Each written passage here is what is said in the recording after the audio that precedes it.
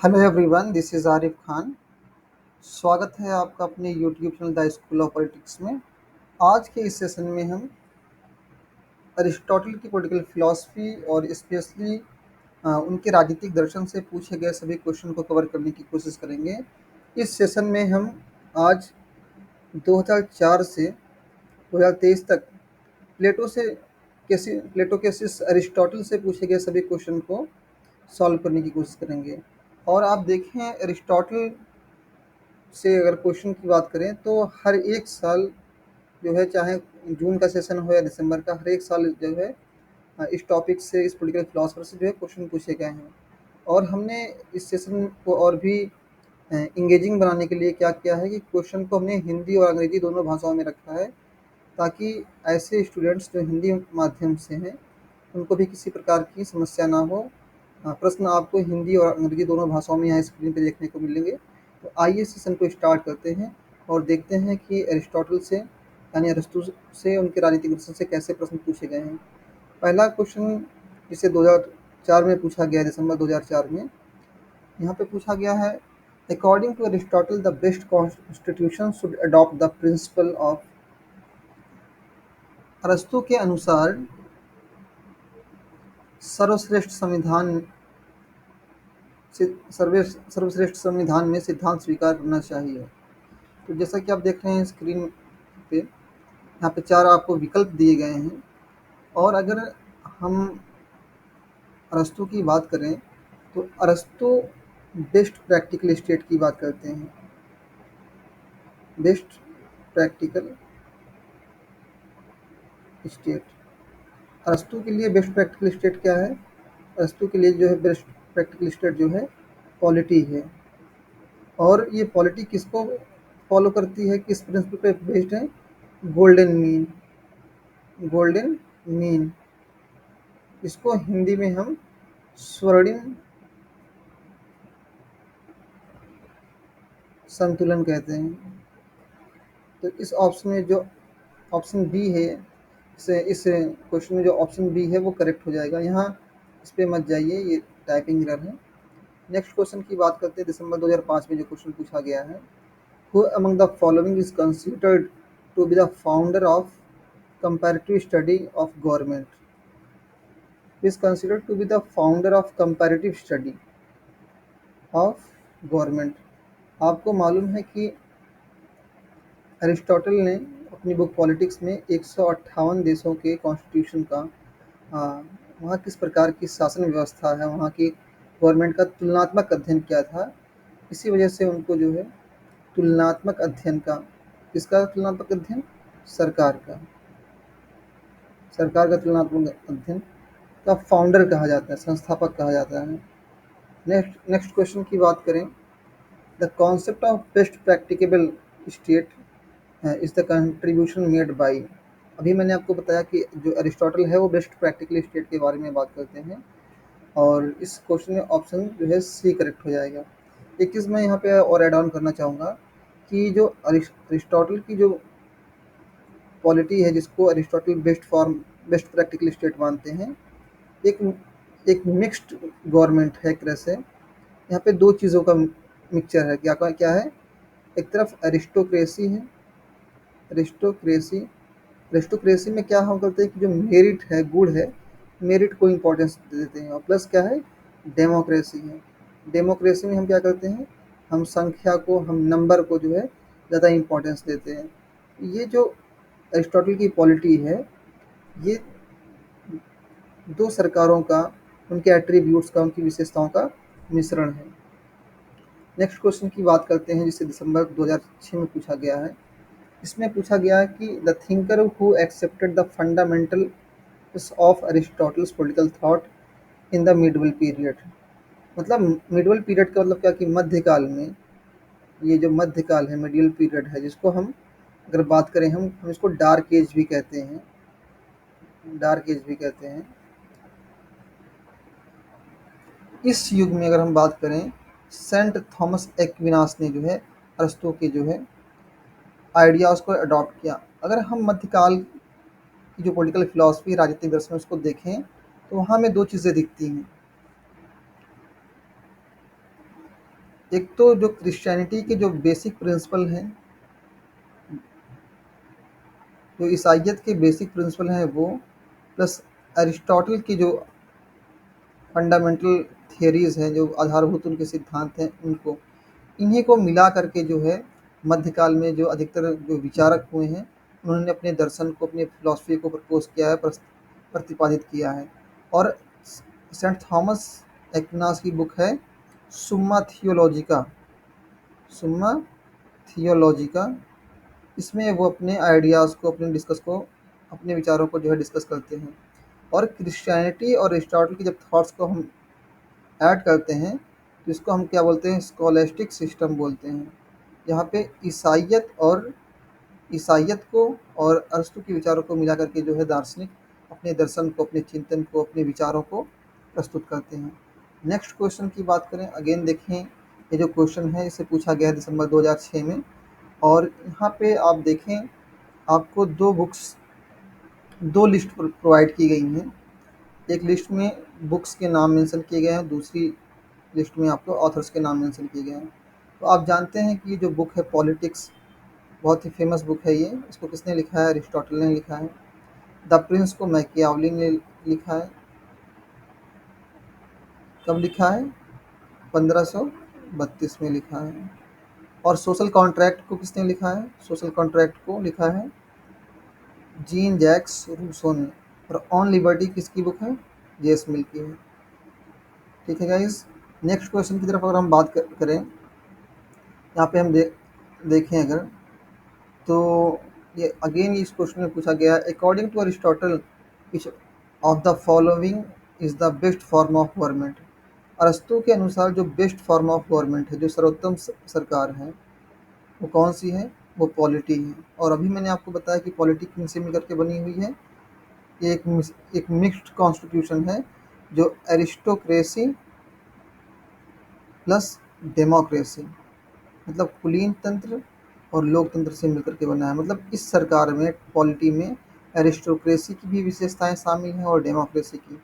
Aristocracy में हम merit पे को ज़्यादा इम्पोर्टेंस देते हैं और डेमोक्रेसी में हम नंबर को ज़्यादा इम्पोर्टेंस देते हैं। नेक्स्ट क्वेश्चन की बात करें, पूछा जा रहा है, according to Aristotle the best polity is that which is based on the principle of. जो बेस्ट पॉलिटी है, जो सर्वोत्तम सरकार है, वो किस सिद्धांत पर आधारित है? वो आधारित है मीन पर, गोल्डन मीन पर। अभी जैसा कि मैंने आपको बताया, अगर बात करें क्वेश्चन की, तो ये क्वेश्चन रिपीटेटिव क्वेश्चन है और एग्जाम के पॉइंट ऑफ व्यू से देखें तो ये इजी क्वेश्चन है। लेकिन जैसे जैसे आप आगे बढ़ेंगे आप देखेंगे कि जो एग्ज़ाम का लेवल ऑफ डिफ़िकल्टी लेवल है, वो बढ़ता जा रहा है। और 2012 के बाद से आप देखेंगे कि पेपर में एक आप देखेंगे एक तरफ से पैराडाइम शिफ्ट, यूजीसी जो है, एनटीए जो है, सब्जेक्ट मैटर की गहराई में जाकर के क्वेश्चन को जो सिलेक्ट कर रही है। आइए नेक्स्ट क्वेश्चन को देखते हैं। देखिए ये जो क्वेश्चन है जो 2007 में पूछा गया है, ये बहुत ही ट्रिकी क्वेश्चन है। आम तौर पे यहाँ पे आप देखें, पूछा गया है, who among the following first separated ethics from politics. किसने नीति शास्त्र को राजनीति से अलग किया? ज़्यादातर लोग जो है इस क्वेश्चन में जो है मैकियावली को टिक करेंगे, लेकिन ऐसा नहीं है। इस क्वेश्चन का जो आंसर होगा वो क्या होगा? ऑप्शन ए होगा, एरिस्टोटल। कैसे होगा, आइए इसको समझते हैं। आप देखें, जो प्लेटो की बुक रिपब्लिक है, उसमें बहुत सारी चीज़ें एक साथ डिस्कस की गई हैं। उसमें इकोनॉमिक्स को इथिक्स को, साइकोलॉजी को, इकोनॉमिक्स को, सारी चीज़ें जो है एक साथ डिस्कस की गई हैं उस बुक में। और इसी कॉन्टेक्स्ट में जो है प्रोफेसर सेवाइन कहते हैं कि रिपब्लिक किसी एक विषय पे लिखा गया ग्रंथ नहीं है, बल्कि इसमें सारी चीज़ें इंक्लूड हैं। और अरिस्टोटल ने क्या किया कि इसको, इथिक्स को, नीति शास्त्र को पॉलिटिक्स से अलग किया और पॉलिटिकल साइंस को एक विषय के तौर पे, एक विषय यानी एक डिसिप्लिन के तौर पे इस्टेब्लिश किया। और इसी वजह से अरिस्टोटल को फादर ऑफ पॉलिटिकल साइंस कहा जाता है। तो Aristotle was the first thinker who separated ethics from politics. और मैकियावली ने क्या किया था, जैसे कि यहाँ पे मैकियावली भी ऑप्शन में है, तो मैकियावली ने रिलीजन और मोरालिटी को अलग किया था। आप देखिए मध्यकाल में धर्म का काफ़ी अधिक प्रभाव था राजनीति के ऊपर, और नैतिक नियमों की दुहाई दे करके ये जो पोप हैं अपनी अनऑथराइज्ड अथॉरिटी को जो है वो एक्सरसाइज करते थे, अनाधिकृत अधिकार को जो है वो एक्सरसाइज करते थे। और मैकियावेली ने क्या किया कि जो धर्म की जंजीरें थी और नैतिकता के जो बंधन थे उसको उन्होंने तोड़ दिया। ठीक है, तो यहाँ पे आपको कंफ्यूज नहीं होना है। इवन आप यहाँ पे नोट्स में भी देख सकते हैं, मैंने यहाँ पे क्लियरली मेंशन कर दिया है। हमने इस नोट्स को स्पेशली आपके लिए डिज़ाइन किया है एग्ज़ाम के पॉइंट ऑफ व्यू से, और इसको इस तरीके से बनाया है कि इसमें सारे क्वेश्चन आप 2004 से लेकर के 2023 तक के जितने भी क्वेश्चंस हैं, हाँ, इनको पढ़ने के बाद जो है आप बहुत आसानी से जो है इस नोट्स को पढ़ने के बाद आप बहुत आसानी से इसको कर सकते जो है ये सारे क्वेश्चन जो अभी हम डिस्कस करने वाले हैं इसको आप अटेम्प्ट कर सकते हैं। जैसा कि अभी हम क्लियरली देख सकते हैं कि ही सेपरेटेड एथिक्स फ्रॉम पॉलिटिक्स। ठीक है ना, ये कौन था, अरिस्टोटल ने अलग किया था। ठीक है, नेक्स्ट क्वेश्चन की बात करते हैं। इससे पूछा गया है जून 2008 में। तो यहाँ पे पूछा गया Aristotle is called father of political science because of his idea of. इसे अरिस्टोटल को हम राजनीति विज्ञान के पिता के तौर पर जानते हैं, लेकिन क्यों जानते हैं, इस क्लासिफिकेशन के वजह से। क्लासिफिकेशन का मतलब क्या है, ये 158 कंट्रीज का क्लासिफिकेशन नहीं। क्लासिफिकेशन जो उसने जो है पॉलिटिकल साइंस को एक डिसिप्लिन के तौर पे जो है इस्टेब्लिश किया। उसने जो है इथिक्स को जो है सेपरेट किया, इससे पॉलिटिक्स से अलग कर दिया। ये इसको जो है बिल्कुल अलग कर दिया पॉलिटिक्स से, और इथिक्स को बिल्कुल अलग कर दिया। और उसने जो है पॉलिटिकल साइंस को प्रैग्मेटिक बनाने की कोशिश की। प्रैग्मेटिक का मतलब क्या है कि उसको व्यवहारिक बनाने की कोशिश की, उसको प्रैक्टिकल बनाने की कोशिश की। और आप देखें अरिस्टोटल ने क्या किया कि अरिस्टोटल ने अपने गुरु प्लेटो के उन सभी आइडियाज़ को क्रिटिसाइज़ किया, उनको रिजेक्ट कर दिया, जो कि अपने आप में काल्पनिक थे, जो अपने आप में यूटोपियन थे। ओके, नेक्स्ट क्वेश्चन की अगर हम बात करें, इसे पूछा गया है दिसंबर 2009 में। इस क्वेश्चन में पूछा गया कि who among the following philosopher is famous for adopting the golden mean. तो अभी मैंने आपको बताया कि गोल्डन मीन का जो आइडिया है इसको अडॉप्ट किया किसने, अरिस्टोटल ने। तो ये क्वेश्चन तो कई बार रिपीट हुए हैं, क्वेश्चन की शब्दावली को, भाषा को जो है वो बदला गया है, लेकिन क्वेश्चन लगभग लगभग वही सेम है। लेकिन अभी आप देखें 2012 के बाद से आप देखेंगे पेपर का जो नेचर है बिल्कुल चेंज हो जाएगा।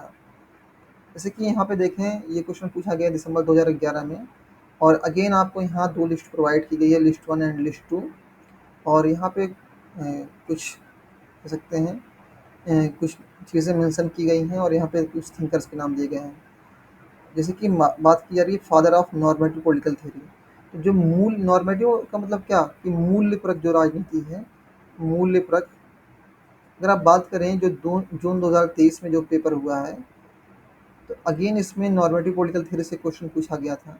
तो father of normative political theory के तौर पर किसको जानते हैं, प्लेटो को जानते हैं। क्यों, क्योंकि राज जो प्लेटो है वो कह सकते हैं मूल्यपरक राजनीति की बात करते हैं, और उनको हम father of normative political theory के तौर पे जानते हैं, और उनको plus father of philosophical philosophical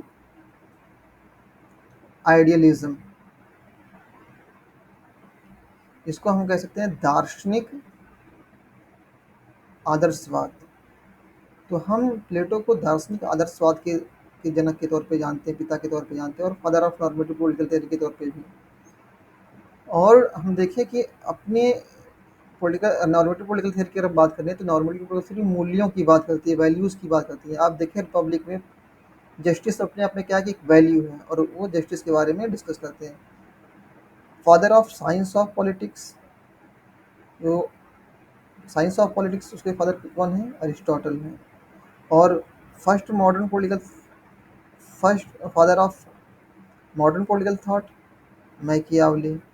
father of positivism को जिसको हम कहते हैं प्रत्यक्षवाद हिंदी में, तो प्रत्यक्षवाद के जनक कौन है, पिता कौन है, अगस्त काउंट है। अगर ऑप्शन की बात करें इसमें, तो इसमें देखिए एक को हमने किससे मैच किया, एक को हमने मैच किया सेकंड से, एक को हमने मैच किया सेकंड से, और हमने जो है डी को मैच किया किससे, फर्स्ट से। तो यहाँ पे ऑप्शन जो डी है वो करेक्ट हो जाएगा। नेक्स्ट क्वेश्चन की बात करें, इससे जिसे जून 2012 में पूछा गया था। ये देखिए बेहतरीन क्वेश्चन है। एग्ज़ाम के पॉइंट ऑफ व्यू से देखें, 3 तरीके के क्वेश्चन होते हैं। कुछ क्वेश्चन जो हैं वो ईज़ी हैं, जैसे कि अभी आपने देखा जो गोल्डन मीन का क्वेश्चन है वो कई बार रिपीट हुआ है, ये ईज़ी क्वेश्चन है। कुछ जो है थोड़ा मॉडरेट होते हैं, मतलब थोड़ा-सा आपको उसकी सब्जेक्ट की समझ होगी तभी क्वेश्चन को अटेम्प्ट। और कुछ क्वेश्चन क्या है कि जो किस तरह की हैं, वो डिफ़िकल्ट हैं।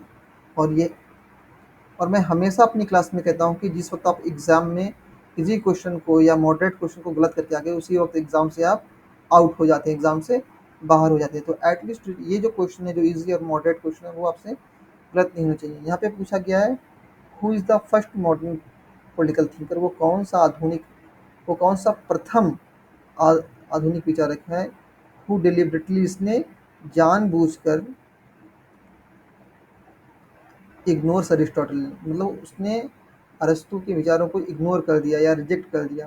तो हम जानते हैं कि हॉब्स पहला राजनीतिक दार्शनिक है, पॉलिटिकल फिलोसफर है, जिसने अरस्तू के आइडियाज़ को रिजेक्ट कर दिया। जैसे जैसे कि स्टेट के बारे में अरिस्टोटल का ये कहना, अरस्तू का ये कहना है कि स्टेट जो है ऑर्गेनिक एक ऑर्गेनिक संस्था है, एक ऑर्गेनिक क्रिएशन है। जबकि हॉब्स का क्या कहता है? हॉब्स कहता है कि स्टेट को जो है इंसानों ने बनाया है, और वो कैसे बना है? सोशल कॉन्ट्रैक्ट थ्योरी के ज़रिए से बना है। और अगर बात करें और भी प्रिंसिपल के बारे में, जैसे कि अगर हम देखें अरिस्टोटल का क्या कहना, कि अरिस्टोटल कहते हैं कि मैन जो है अपने आप में क्या है, कि वो एक सोशल एनिमल है। और वो अरिस्टोटल कहते हैं कि व्यक्ति एक ऐसा व्यक्ति जो जो अपने आप में इतना परफेक्ट हो, जिससे समाज की आवश्यकता ना हो, और जो बिल्कुल अपने आप को आइसोलेशन में रखता हो, या तो खुदा है, या तो आइदर ही इज़ गॉड और ही इज़ ए बीस्ट। लेकिन इनकी इस मान्यता को, इस अजम्पशन को जो है थॉमस हॉब्स क्या करते हैं? रिजेक्ट करते हैं। वो ह्यूमन बीइंग को सेल्फिश क्रिएचर मानते हैं, एक ऐसा प्राणी जो क्या है कि जो सेल्फिश है, जो अपने सिर्फ और सिर्फ अपने बारे में सोचता है, अपने बारे में बात करता है। ये देखिए, ये जो क्वेश्चन है एग्जाम के पॉइंट ऑफ व्यू से कई बार रिपीट हुआ है। मैंने आपको कहा था अभी कि जब 2012 के बाद से आप देखेंगे पेपर का जो बिल्कुल कैरेक्टर चेंज हो जाएगा, और वहाँ से फिर आपको टफ क्वेश्चन देखने को मिलेंगे। जैसे कि आप देखें, थ्योरी ऑफ कॉजेशन की बात करें, जिसको हिंदी में कार्य कारण का सिद्धांत कहते हैं। क्या कहते हैं? कार्य कारण का सिद्धांत। इस पे मैंने एक सेपरेट वीडियो बनाई है अपने यूट्यूब चैनल पे, आप चाहें तो उसको भी देख लीजिएगा। और आप तो जानते हैं मेरे जो जो मेरा यूट्यूब चैनल है, उसका नाम है द स्कूल ऑफ पॉलिटिक्स। और उस पे मैंने एक स्पेशल सेपरेट वीडियो बनाई है, जिसमें आप जो है अरिस्टोटल के थ्योरी ऑफ पोजीशन को मैंने इन डिटेल डिस्कस किया है। और एक चीज़ मैं आपको और भी बताना चाहूँगा कि अरिस्टोटल का जो थ्योरी ऑफ कॉजेशन है, ये जो टॉपिक है अरिस्टोटल का थ्योरी ऑफ कॉजेशन, इस टॉपिक की अगर हम बात करें, इस ये टॉपिक 2 बार पूछा गया है एग्ज़ाम में। एक तो आप ये देख रहे हैं, अगर इस क्वेश्चन की अगर आप बात करें, तो थ्योरी ऑफ कॉजेशन की अगर हम बात करें, ये मेरा चैनल है द स्कूल ऑफ पॉलिटिक्स। तो आप यहाँ देख रहे हैं, ये थ्योरी ऑफ कॉजेशन है, कार्य कारण का सिद्धांत, ये जून 2012 में पूछा गया। अगेन इस क्वेश्चन की डिफ़िकल्टी का जो लेवल है, इसको और बढ़ा दिया गया। और आप देखेंगे इस क्वेश्चन को, पहले तो यहाँ पे पूछा गया कि अरस्तु ने जो 4 कारण बताए हैं, 4 कॉजेज़ बताए हैं, 4 कारण, इसका क्रम बताइए, इसको जो है अरेंज करिए, इसके सीक्वेंस को आप बैठाइए। और दूसरा आप देखेंगे इसी क्वेश्चन को एग्जामिनर ने इस कॉन्सेप्ट की और गहराई में जाकर के क्वेश्चन को सिलेक्ट मतलब डिज़ाइन किया है। और मैं चाहता हूँ कि इस कॉन्सेप्ट को मैं यहाँ पे एक्सप्लेन करूँ, क्योंकि आम तौर पे ये जो कॉन्सेप्ट है, ये कॉन्सेप्ट अरिस्टोटल ने अपनी बुक पॉलिटिक्स में डिस्कस नहीं किया है। ये इस कॉन्सेप्ट को उन्होंने अपनी एक अलग बुक में डिस्कस किया है। तो आइए हम समझते हैं थ्योरी ऑफ कॉजेशन को इन डिटेल में, कि what is theory of causation. देखिए, जैसे कि आप यहाँ पे देख रहे हैं ना, थ्योरी ऑफ कॉजेशन। अगेन देखिए, 2012 इस क्वेश्चन को 2012 में पूछा गया है, और फिर अभी देखिए 2017 में। और इस बार क्या है कि इसकी जो लेवल ऑफ डिफ़िकल्टी है, उसको बढ़ा दिया एग्जामिनर ने। तो थ्योरी ऑफ कॉजेशन की अगर बात करें, तो थ्योरी ऑफ कॉजेशन के ज़रिए से अरिस्टोटल ये बताना चाहते हैं कि कैसे एक ऑब्जेक्ट जो एक वस्तु है वो कैसे अपने एग्जिस्टेंस में, कैसे अपने अस्तित्व में आती है और कैसे उसमें चेंज आता है, उसमें परिवर्तन जो है, उसमें चेंज कैसे आता है। आइए इस कॉन्सेप्ट को थोड़ा-सा हम इन डिटेल समझेंगे और इसीलिए मैंने अपने नोट्स को भी साथ ही साथ में इंक्लूड किया है, ताकि मैं चीज़ों को एक सिस्टमैटिक तरीके से आपके सामने रख सकूँ। और एक बात आपको मैं गारंटी के साथ कह सकता हूँ कि अगर इस सेशन को आपने कंप्लीट देख लिया, तो टीजीटी, पीजीटी और असिस्टेंट प्रोफेसर के एग्ज़ाम हैं या फिर आरपीएससी का भी एग्ज़ाम होने वाला है, जितने भी एग्ज़ाम अभी होने वाले हैं, अगर अरिस्टोटल से रिलेटेड कोई क्वेश्चन आता है, तो आप ज़रूर उसको आसानी से अटेम्प्ट कर लेंगे। तो आइए हम डिटेल में समझते हैं कि क्या है अरिस्टोटल का थ्योरी ऑफ कॉजेशन।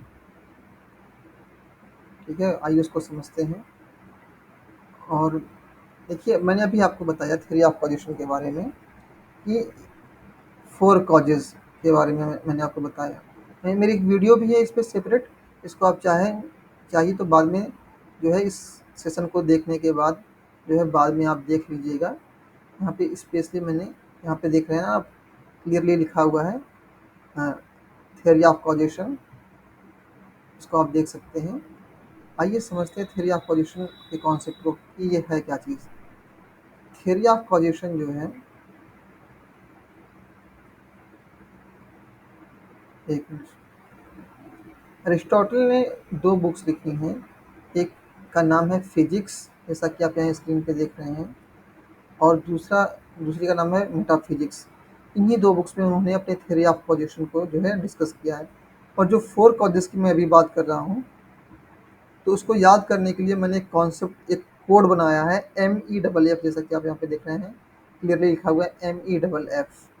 तो MEFF क्या है, इसको थोड़ा सा आइए हम समझते हैं कि थ्योरी ऑफ कॉजेशन में क्या है।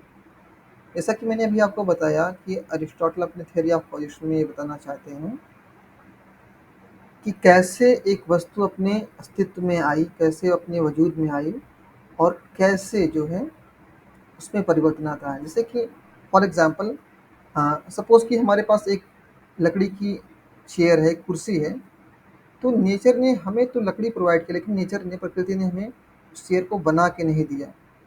तो एक चेयर कैसे, हमें यहाँ पे एक चेयर का एग्जाम्पल लेंगे, ठीक है ना, एक कुर्सी का एग्जाम्पल लेंगे, चेयर का। इस कॉन्सेप्ट को समझने के लिए एक चेयर का, एक कुर्सी का हम एग्जाम्पल लेंगे। आइए समझते हैं इस कॉन्सेप्ट को। जैसे कि एक एक कुर्सी है, वो किसकी बनी हुई है, वो ऊँट की बनी हुई है, लकड़ी की बनी हुई है, ठीक है। एक कुर्सी है, वो लकड़ी की बनी हुई है। तो ये जो कुर्सी है खुद तो बनने की, ठीक है, हमको नेचर ने, प्रकृति ने हमको लकड़ी प्रोवाइड कर दी, और उस लकड़ी का चेयर में कन्वर्ट होना अपने आप में क्या है कि एक मोशन है, एक क्या है, उसमें एक गति है। एक सर्टेन प्रोसेस को फॉलो करके जो है एक लकड़ी को जो है कुर्सी में कन्वर्ट किया गया होगा, कुर्सी उसको बनाया गया होगा। और उसके लिए बहुत से टूल्स लगे होंगे, कोई कारपेंटर लगा होगा और तमाम चीज़ें। वैसे बेसिकली अगर हम बात करें थ्योरी ऑफ कॉजेशन की, तो अरिस्टोटल इसके ज़रिए से ये बताना चाहते हैं कि एक वस्तु किस पदार्थ से, किस मैटर से बनी है, उसको बनाया किसने है, उसके पीछे क्या आइडिया है, क्या डिज़ाइन है, और अल्टीमेटली उस चीज़ के बनाने का मकसद क्या है, पर्पस क्या है। तो अगर हम बात करें सबसे पहले कॉज की, जिसकी अरिस्टोटल ने, अभी मैंने आपको बताया कि 4 कॉज के बारे में बात करते हैं। तो जो पहला कॉज है उसमें क्या है, मटेरियल कॉज। मटेरियल का कॉज मतलब क्या, कि एक वस्तु किस चीज़ से बनी है, the matter of which it is compose, जिस वस्तु से, जिस पदार्थ से जो है वो कुर्सी मिलकर के बनी हुई है। अगर इस क्वेश्चन के, अगर हम बात करें, इस क्वेश्चन को कब पूछा गया है, जनवरी 2017 में पूछा गया है, पेपर सेकंड में पूछा गया है, राइट। और अगर हम बात करें, ये जो हमारा डॉक्यूमेंट है हिंदी मीडियम, जिसमें जो क्वेश्चन हिंदी में लिखे गए हैं, तो इसमें पेज नंबर 719 पे इस क्वेश्चन को जो है मेंशन किया गया है। मैं चाहता हूँ कि जो हिंदी मीडियम के स्टूडेंट्स हैं, अगर उनको पढ़ने में या समझने में कोई दिक्कत हो रही है, तो वो उनको ये ना लगे कि इस क्वेश्चन को हिंदी में होता तो हम आसानी से समझ लेते हैं। तो ये लीजिए, आपके लिए क्वेश्चन मैंने हिंदी में भी आपके सामने रख दिया है। ताकि आपको कोई कन्फ्यूज़न ना हो। जैसे कि आप यहाँ पे देख रहे हैं, यहाँ पे 4 कारण यहाँ पे आपको दिख रहा है, निमित्त कारण, अंतिम कारण, भौतिक कारण, औपचारिक कारण, वस्तु। और देखिए यहाँ पे विकल्प देखिए, वस्तु का पदार्थ एवं सार, पदार्थ जिससे वह बना है, वह उद्देश्य जिसकी ओर गतिविधि लक्षित है, गति का कारण। आइए समझते हैं। तो मैंने आपको बताया कि मटेरियल का जो पहला कॉज है, जो पहला कॉज है वो कौन सा है? मटेरियल कॉज, मतलब एक वस्तु जो है किस पदार्थ से बनी हुई है। दूसरा क्या है? मैंने आपको अभी एक कोड बताया ना, MEFF, मेफ। तो पहला मटेरियल कॉज जिससे वो वस्तु बनी हुई है। दूसरा क्या है? Efficient cause. इफिशियंट कॉज का मतलब क्या कि कॉज ऑफ मोशन। जैसे कि कहने का मतलब ये है कि एक लकड़ी है, नेचर ने हमको लकड़ी प्रोवाइड की, लेकिन लकड़ी अपनी जहाँ पे एक स्थित होगी, कहीं पड़ी होगी, कहीं रखी होगी, उसमें तो खुद से गति नहीं आई होगी या खुद से उसका अपना आकार नहीं बन गया होगा। तो उस ऑब्जेक्ट को मोशन देने का द कॉज ऑफ मोशन, मतलब जिसकी वजह से उस वस्तु में जो है मोशन आया, गति आई, या उसके स्वरूप में, उसके नेचर में, उसके शेप में परिवर्तन आया, वो कौन है? The efficient cause.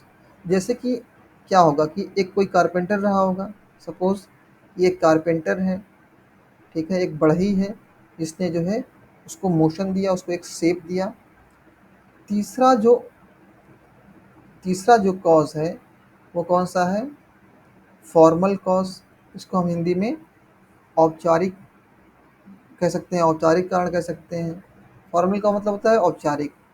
तो देखिए, जब भी अगर सपोज कि एक कारपेंटर है, एक कुर्सी को वो बना रहा है, तो उस कुर्सी के पीछे एक आइडिया होगा, एक डिज़ाइन होगा, एक ब्लूप्रिंट होगा, उसी को वो ध्यान में रख करके जो है उस उस चेयर को, उस कुर्सी को डिज़ाइन कर रहा होगा।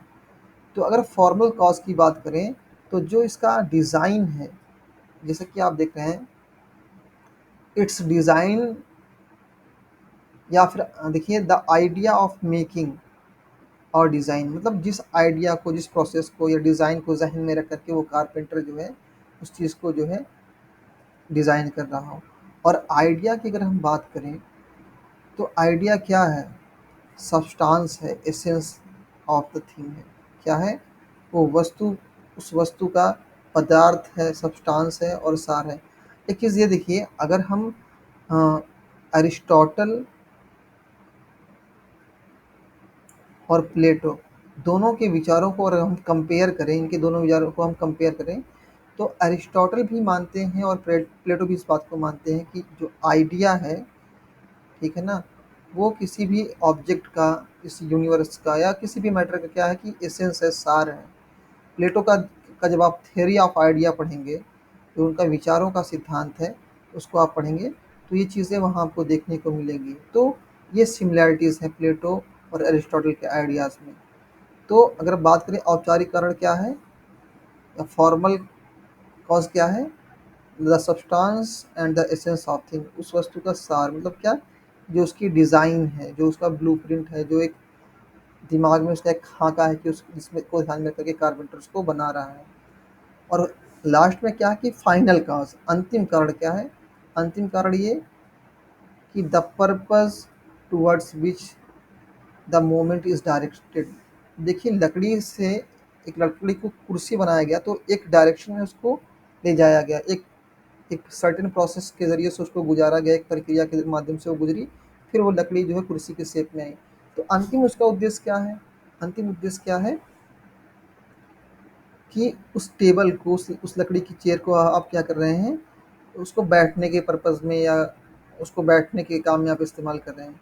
तो वही चीज़ है कि कोई वस्तु कैसे अपने अस्तित्व में आती है या उसमें परिवर्तन कैसे आता है, इस चीज़ को समझने के लिए अरिस्टोटल अपने थ्योरी ऑफ कॉजेशन की बात करते हैं, और उन्होंने 4 कारण बताए हैं। इसको हम मेफ के ज़रिए से समझ सकते हैं। पहला मटेरियल कॉज, दूसरा एफिशिएंट कॉज, तीसरा फॉर्मल कॉज और चौथा फाइनल कॉज। ठीक है? तो आई थिंक आपने थ्योरी ऑफ कॉजेशन को अच्छे से समझ लिया होगा। अगेन हम फिर से वहीं पे चलते हैं। अब देखिए, अब मैं इन चीज़ों को जब आपको बताऊंगा कि ये मिथ क्या है, इसको समझना अब आपके लिए आसान होगा। दूसरे मैं आपको रैंडमली मिथ बता देता कि ये मिथ क्या है, अब देखिए मैं आपको यहाँ MEF बताऊंगा, MEFF जब मैं आपको बताऊंगा तो आपके लिए समझना आसान हो जाएगा। सबसे पहले मटेरियल कॉज आएगा, फिर क्या आएगा, फिर इफिशिएंट कॉज आएगा, ठीक है ना। तो 1/4 को आप देखिए यहाँ पे ऑप्शन जो डी है इसमें करेक्ट हो जाएगा। अगले क्वेश्चन की बात करते हैं। अगेन यहाँ पे आप देखें, आपको दिसंबर 2012 का एक क्वेश्चन है। तो इसमें अगेन आपको दो लिस्ट प्रोवाइड की गई हैं, लिस्ट 1 एंड लिस्ट 2। और इसमें क्या है कि अलग अलग थिंकर्स हैं, प्लेटो हैं, अरिस्टोटल हैं, रॉल्स हैं और थ्रेसीमेकर्स, ये 4 थिंकर्स हैं। और इनके हिसाब से न्याय की परिभाषा दी गई है, आपको आइडेंटिफाई करना है। प्लेटो अपनी बुक, जो प्लेटो की बुक है रिपब्लिक,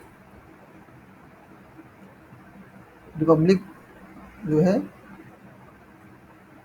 जिसको जो पब्लिश हुई थी 380 BC में, इसमें पब्लिक जस्टिस को डिफाइन करते हैं कैसे, justice as one person, one duty, one class, one work. आप देखें कि प्लेटो मानव आत्मा का वर्गीकरण करते हैं और वो बताते हैं कि ह्यूमन जो सोल है इसमें 3 एलिमेंट हैं। कौन कौन से हैं, विजडम है,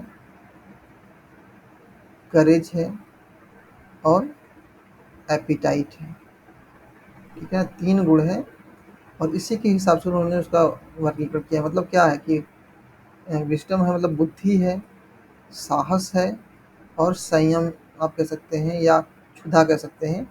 ये 3 गुण हैं, इसी के अनुसार जो है मानव आत्मा को उन्होंने वर्गीकरण किया है। जस्टिस एज फेयरनेस ये किसका कॉन्सेप्ट है, जॉन रॉल्स का, जिसको उन्होंने अपनी बुक ATJ मतलब ए थियरी ऑफ जस्टिस जो 1971 में पब्लिश थी इसमें डिस्कस किया था। और जस्टिस एज प्रोपोर्शनेट इक्वलिटी, इसको समानुपातिक समानता की अगर बात करें तो अरिस्टोटल ने अपनी बुक जो है पॉलिटिक्स में डिफाइन किया है। और justice as the interest of the strong, जो न्याय क्या है, शक्तिशाली का इंटरेस्ट है, मतलब क्या है, हित है। इसको इसने डिफाइन किया है थ्रेसीमेकर्स ने। ऑप्शन की अगर हम बात करें, हमने यहाँ पे ए को किससे मैच किया है, एक ए को पहले से मैच किया है और बी को मैच किया है थर्ड से। ए को पहले से और बी को थर्ड से हमने मैच किया, तो यहाँ पे ऑप्शन जो डी है वो ऑटोमेटिकली करेक्ट हो जाएगा। नेक्स्ट क्वेश्चन की बात करें, देखिए यहाँ पे आंसर तो इंक्लूड है, मैं क्या कर रहा हूँ, मैं आपको ये बता रहा हूँ कि ये आंसर कैसे करेक्ट है।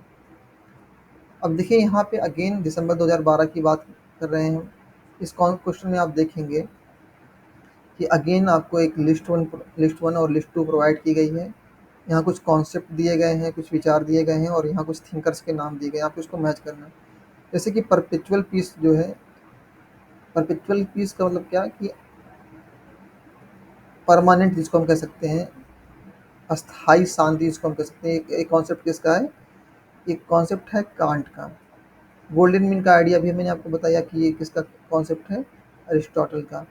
एनालॉजी ऑफ किए किसका कॉन्सेप्ट है, ये कॉन्सेप्ट है प्लेटो का। और मैकियावली ने जो है महिला की तुलना, एक स्त्री की तुलना किससे की है, भाग्य से की है, फॉर्च्यून एज वोमेन। और ये कॉन्सेप्ट कई बार यूजीसी नेट एग्जाम में पूछा गया है।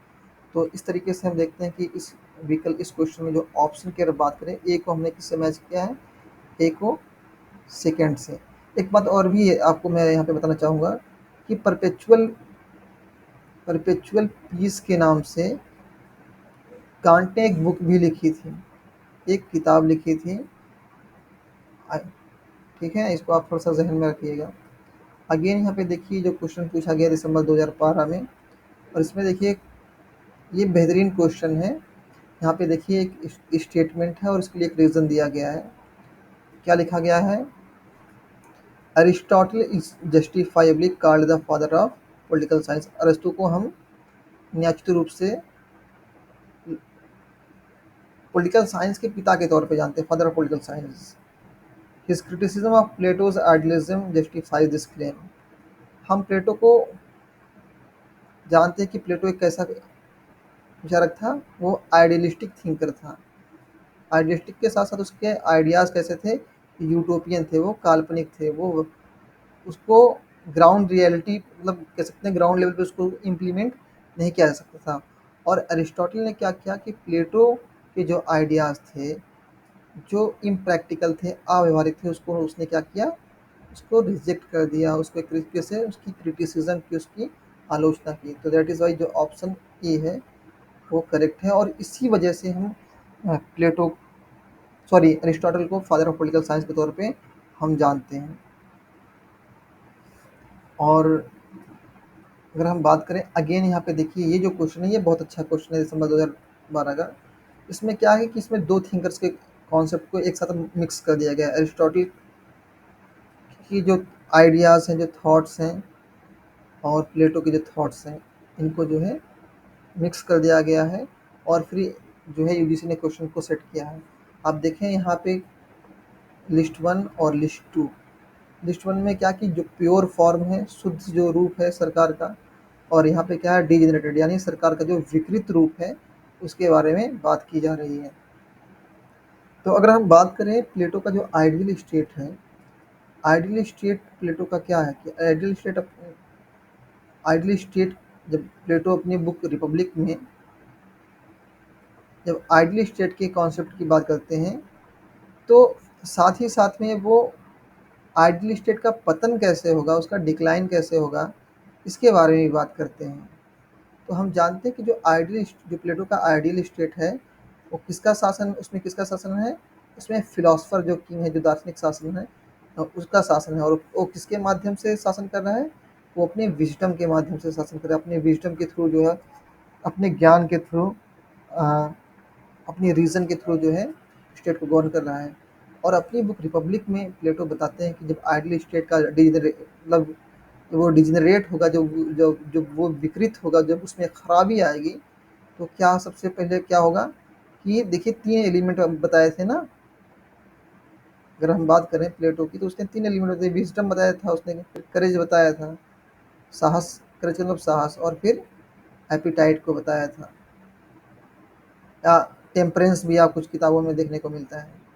तो जब इस विजडम को ये करेज रिप्लेस कर देगा, मतलब क्या कि एक दार्शनिक शासक की जहाँ पे कोई योद्धा के शासन की बागडोर संभाल लेगा, तो उसको बोलेंगे टीमोक्रेसी। मतलब आइडियल स्टेट का जब डिक्लाइन होगा, जो पहला स्टेज होगा, जो फर्स्ट स्टेज होगा, वो क्या होगा, वो टीमोक्रेसी होगी।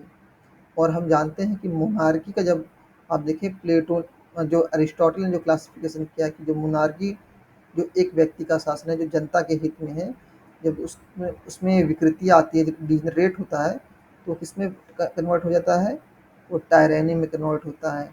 जो अरिस्टोक्रेसी जो मेरिट को फोकस करती है वो किसमें कन्वर्ट हो जाती है, वो ओलिगार्की में। और पॉलिटिक्स में कन्वर्ट होती है डेमोक्रेसी में। ओके, तो अगर बात करें हम डी को हमने किससे मैच किया, फोर से, तो देखिए डी को हमने फोर से मैच किया और ए को हमने मैच किया सेकंड से, ठीक है ना, एक और सेकंड से। तो यहाँ पे ऑप्शन जो बी है वो करेक्ट हो जाएगा। तो एक चीज़ मैं आपको यहाँ पे और बताना चाहूँगा कि अरिस्टोटल ने भी क्लासिफिकेशन किया है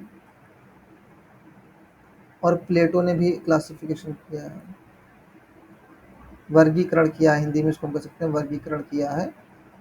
तो देखिए रिपब्लिक में तो प्लेटो ने आइडियल स्टेट के डिक्लाइन की बात की है। और वो जो उनकी बुक है स्टेट्समैन, स्टेट्समैन में क्या करते हैं प्लेटो, स्टेट्समैन में वो बात करते हैं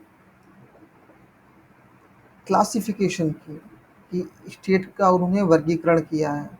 और उसी क्लासिफिकेशन को, उसी वर्गीकरण को इसने अडॉप्ट किया है, उस उनके शिष्य जो हैं अरिस्टोटल ने, अपनी बुक पॉलिटिक्स में। मतलब देखिए एक चीज़ मैं आपको यहाँ पे बताना चाहूँगा बहुत क्लियरली, और ये एग्ज़ाम के पॉइंट ऑफ व्यू से आपको जानना बहुत ज़रूरी है, कि ऐसा नहीं है कि अरिस्टोटल ने प्लेटो के सारे आइडियाज़ को क्रिटिसाइज़ कर दिया है। अरिस्टोटल ने प्लेटो के उन्हीं आइडियाज़ को क्रिटिसाइज़ किया है जो प्रैक्टिकली पॉसिबल नहीं है, जो यूटोपियन है। ऐसे आइडियाज़ जो रियल लाइफ में जिसको इम्प्लीमेंट किया जा सकता है, जैसे कि आप देखें अभी थ्योरी ऑफ आइडिया की अगर हम बात करें, और थ्योरी ऑफ आइडिया की बात करें हम, और थ्योरी ऑफ पॉजिशन की बात करें, तो उसमें हमें एक सिमिलरिटी ये दिखती है कि दोनों विचार को, आइडिया को बहुत इंपॉर्टेंस देते हैं। वो मानते हैं कि वो आइडिया जो है किसी भी ऑब्जेक्ट का, किसी भी मैटर का एसेंस है, उसका सार है। तो स्टेट्समैन में जो क्लासिफिकेशन किया था प्लेटो ने, उसी क्लासिफिकेशन को जो है बाद में एरिस्टोटल ने अडॉप्ट कर लिया। प्लेटो ने यहाँ पे क्लासिफिकेशन किया, उसी क्लासिफिकेशन को स्लाइट मॉडिफिकेशन के साथ जो है, थोड़ी सी संशोधन के साथ जो है, अरिस्टोटल ने क्या किया कि उसको ग्रहण कर लिया अपनी पॉलिटिक्स में। ओके, नेक्स्ट क्वेश्चन की अगर बात करें, जिसे पूछा गया जून 2013 में, अगेन देखिए पूछा गया है what constitutes the mean in Aristotle social structure.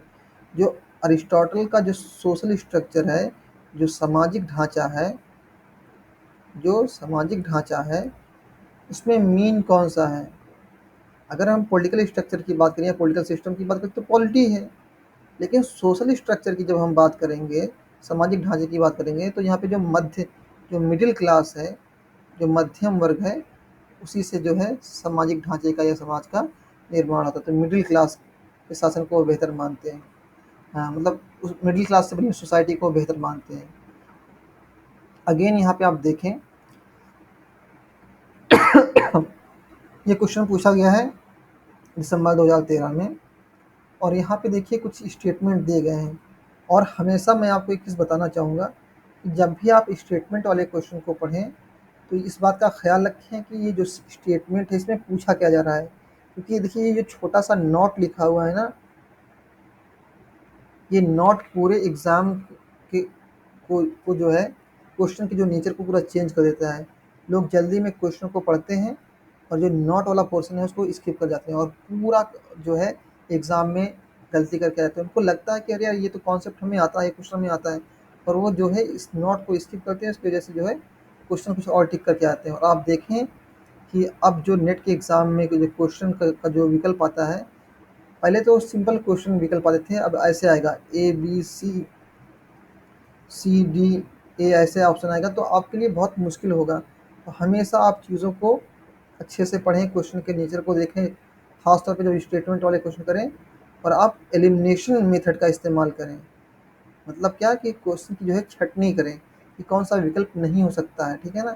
जैसे कि अगर बात करें प्लेटो की पॉलिटिकल फिलॉसफी में, हम देखते हैं कि वो कहते हैं कि men are by nature unequal. देखिए मनुष्य जो स्वभाव से प्रकृति के मतलब अपनी प्रकृति के अनुसार देखें तो अनइक्वल होते हैं। बिल्कुल सही बात है। अपनी बुक पॉलिटिक्स में अरस्तू लिखते हैं कि जन्म के समय से ही कुछ व्यक्ति शासन करने के लिए पैदा होते हैं और कुछ व्यक्ति शासित होने के लिए पैदा होते हैं। तो ये स्टेटमेंट जो है बिल्कुल सही है। और दूसरा जो स्टेटमेंट है, there is subordination of inferior to superior. आप प्लेटो सॉरी एरिस्टोटल का जब स्लेवरी का कॉन्सेप्ट देखेंगे, स्लेवरी जो उनका दास प्रथा का जो सिद्धांत है या दासता का जो सिद्धांत है, उसको आप देखेंगे, उसमें देखेंगे जो मास्टर है, जो मालिक है, वो क्या है कि जो मास्टर है वो सुपीरियर है और जो स्लेव है वो इन्फीरियर है। तो ये भी स्टेटमेंट सही है। और इसमें तीसरा क्या है कि women are by nature subordinated to man. जो महिलाएं हैं वो क्या कि पुरुष के सबॉर्डिनेट है, मतलब क्या है, अधीन है। अधीन का मतलब क्या कि अरिस्टोटल जो है वो जेंडर जस्टिस में यकीन नहीं रखते हैं। जेंडर जस्टिस में, लैंगिक न्याय में या लैंगिक समानता में जो है वो विश्वास नहीं रखते हैं।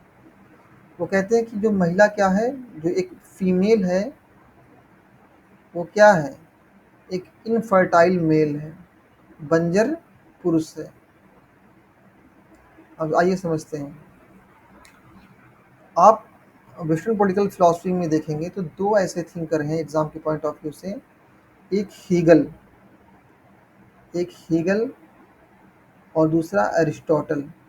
ये दो ऐसे विचारक हैं या ऐसे थिंकर हैं जो जेंडर जस्टिस में यकीन नहीं रखते हैं। वो औरतों और पुरुष को जो है समान नहीं मानते हैं। और अगर बात करें यहाँ पे जो ऑप्शन डी है उसकी बात करें कि इसमें लिखा है slavery justified because it does not secure the best condition for the slave. देखिए यहाँ पे देखिए जो नॉट लिखा है ना, यहाँ से पूरा गेम चेंज हो गया है। आप देखेंगे जब अरिस्टोटल का जो थ्योरी ऑफ स्लेवरी है, जो आइडिया ऑफ स्लेवरी है, उसमें देखेंगे तो वो कहते हैं कि चूँकि ये जो दास है उसका मानसिक और बौद्धिक विकास, उसका मेंटल और इंटेलेक्चुअल इतना डेवलपमेंट नहीं हुआ है कि वो अपने आप अपने ऊपर शासन कर सके। और जब ये स्लेव जो है, एक गुलाम अपने मास्टर के पास, अपने मालिक के पास रहेगा, तो उसके अंदर क्या होगा कि उसके अंदर नैतिक गुणों का विकास होगा। तो इससे क्या होगा कि ये जो कंडीशन है दोनों के लिए फ़ायदेमंद होगी, स्लेव के लिए भी होगी और मालिक के लिए भी होगी। क्यों स्लेव के लिए कैसे होगी? स्लेव के लिए इसलिए होगी कि स्लेव जो है अपने मालिक के साथ रहकर अपना बौद्धिक विकास कर सकता है, और मालिक के लिए इसलिए बेहतर है कि मालिक को समय मिलेगा कि वो और दूसरे का जो और बेहतर काम है, जो राज्य के प्रशासन का काम है, राज्य के संचालन का काम है, पॉलिटिक्स में पार्टिसिपेशन का काम है, उसको कर सकेगा। क्यों? क्योंकि अगर स्लेव नहीं होगा तो फिर उसका काम खेती खेती कृषि के काम में, एग्रीकल्चर में लगेगा, अपने कपड़े को धुलने में, खाना बनाने में और तमाम चीज़ों में लगेगा। तो इससे क्या है कि एक तरफ मालिक जो है, जो मास्टर, उसका टाइम बच रहा है, और दूसरी तरफ क्या है कि स्लेव का जो है डेवलपमेंट हो रहा है मालिक के साथ रह करके। अगेन देखिए यहाँ क्वेश्चन पूछा गया है, ये तो इजी क्वेश्चन है। इसे पूछा गया है जून 2014 में। इसमें पूछा गया है, who among the following political thinker are generally regarded as the founder of philosophical approach. जो दार्शनिक उपागम है, दार्शनिक उपागम, उसके संस्थापक, फाउंडर का मतलब क्या, संस्थापक के तौर पे किसको जाना जाता है? तो हम जानते हैं कि प्लेटो और एरिस्टोटल जो है, इसको फाउंडर माना जाता है किसका? पॉलिटिकल फिलॉसफी का या फिलोसफिकल अप्रोच का। ये देखिए बहुत अच्छा क्वेश्चन है, एग्जाम के पॉइंट ऑफ व्यू से बहुत अच्छा क्वेश्चन है। और आपने देखिए, आपने ये तो पढ़ा होगा कि अरस्तु ने जो है, देखिए यहाँ पे पूछा क्या जा रहा है कि Aristotle devoted himself to critical study of the ideal state projected by. ये क्वेश्चन पूछा गया है जून 2014 में पूछा गया है, और पेपर थर्ड में पूछा गया है, और क्वेश्चन नंबर 9। और इसकी बात करें हिंदी में, अगर आप देखेंगे तो ये क्वेश्चन जो है पेज नंबर 505 में आपको मिल जाएगा, यहाँ पे 505।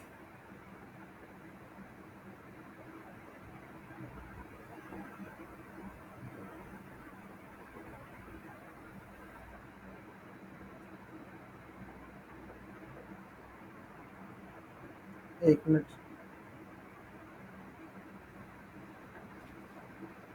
जून 2014, जून 2014, और क्वेश्चन नंबर 15 इसमें पूछा गया है। एनीवे आइए समझते हैं इसको। देखिए इसमें लिखा गया कि अरिस्टोटल डिवोटेड हिमसेल्फ, अरिस्टोटल ने अपने आप को समर्पित किया, डिवोट किया, टू क्रिटिकल स्टडी, हाँ, critical study of the ideal state projected by. देखिए हम जानते हैं कि प्लेटो के आइडियल स्टेट की उसने क्रिटिकल स्टडी की थी, मतलब समालोचनात्मक ढंग से जो है, हम कह सकते हैं कि प्लेटो ने स्टडी की थी। अरस्तु ने जो है, अरस्तु ने क्या किया था कि अरस्तु ने प्लेटो के आदर्श राज्य की समालोचनात्मक स्टडी की थी, अध्ययन किया था। लेकिन ऐसा नहीं है कि प्लेटो ने सिर्फ और सिर्फ, सॉरी, अरिस्टोटल ने सिर्फ और सिर्फ प्लेटो के आइडियल स्टेट के बारे में डिस्कस किया था। आपको, जैसा कि मैंने आपको बताया कि 158 कंट्रीज़ के, ये जो कंट्रीज अक्सर किताबों में जो पूछा कहा जाता है, ये कंट्रीज़ ना, एक्चुअली कंट्रीज़ नहीं थी, ये देश थे, बल्कि क्या थी, ये अपने आप में छोटे छोटे सिटी स्टेट्स थे। ठीक है ना? आइए समझते हैं कि ये जो दो और थिंकर्स हैं, फैलियस और हिप्पोडेमस, इसके बारे में समझते हैं। अगर ये जो मैंने नोट्स डिज़ाइन किया है आपके लिए स्पेशली, आप चाहें तो इसको अवेल कर सकते हैं, इसको परचेज़ कर सकते हैं। देखिए यहाँ पे दो थिंकर्स के नाम दिए गए हैं, कौन कौन से? एक फैलियस का नाम दिया गया है, और दूसरा हिप्पोडेमस का नाम दिया गया है। तो आइए समझते हैं कि ये फैलियस कौन है और हिप्पोडेमस कौन है, और इनके क्या व्यूज़ हैं, क्या विचार हैं, आइए इसको समझते हैं। अरिस्टोटल जो है, वो अपनी बुक जो है पॉलिटिक्स में बात करते हैं हिप्पोडेमस के बारे में। वो कहते हैं कि हिप्पोडेमस वाज द फर्स्ट ऑथर।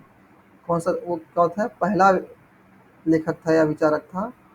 उसने क्या किया? Who wrote upon the theory of government. इसने क्या किया था? सरकार के सिद्धांत पर, थ्योरी ऑफ शासन के सिद्धांत पर, या सरकार के सिद्धांत पर, शासन के सिद्धांत पर लिखा था। कब लिखा था? पहली बार लिखा था, मतलब इससे पहले किसी ने नहीं लिखा था, बल्कि ये एक ऐसा विचारक था हिप्पोडेमस, जिसने शासन के सिद्धांत पर लिखा था, और कैसे लिखा था? Without any practical knowledge, without any knowledge of practical affairs, मतलब जो व्यवहारिक ज्ञान के बगैर उसने जो है शासन के सिद्धांत पर बात की थी। और दूसरा जो आप यहाँ पे ऑप्शन में जो थिंकर देख रहे हैं, फाइलियस, तो ये फाइलियस कौन था? तो फाइलियस कौन था? एक सिटी स्टेट जिसका नाम था कैल्सिडॉन, वहाँ का वो एक विचारक था।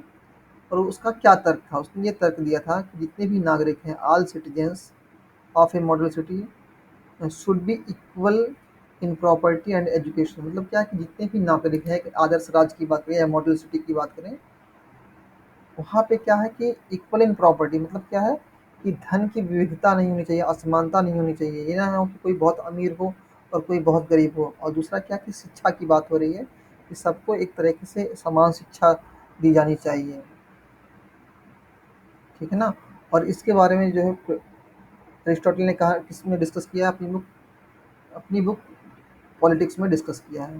तो फैलियस क्या था? फैलियस का ये तर्क था।